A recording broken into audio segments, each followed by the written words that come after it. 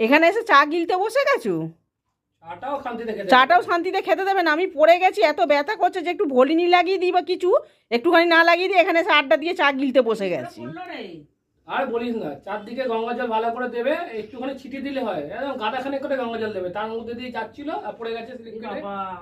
এ বাবা আর করিস না, রোজ দিন এখানে এসে চা খেতে বসে যা, তোরাও বেশ গল্প করিস ভালোই, বলিস না যে এ বাবা ভালো করে তো বলছিস না একবারও, যা গিয়ে একটু ভলিনি ফলিনি দিয়ে দে।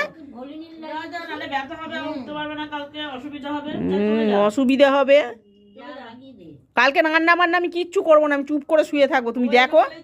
দেখো না, আসবো কাছ থেকে, তখন এসে তোমাকে রান্না করে খাইয়ে দেবো। ঠিক আছে, তখন রান্না করে আর কি করা তো, আমি দেখো না, আমি দেখো, আমি রান্না বান্না কিচ্ছু করবো না, চা খেতে দেবে না একটু।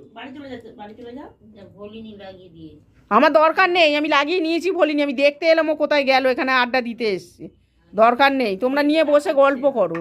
এই তো চা খাচ্ছে কি রে, রোজ দিন তো এখানে এসে গল্প জোরে চা খেতে খেতে, তোরা তো কই একবার জিজ্ঞেস করিসনি যে ও কোথায় রে, দেখতে পাচ্ছি না, আমি এলাম বলে তাই।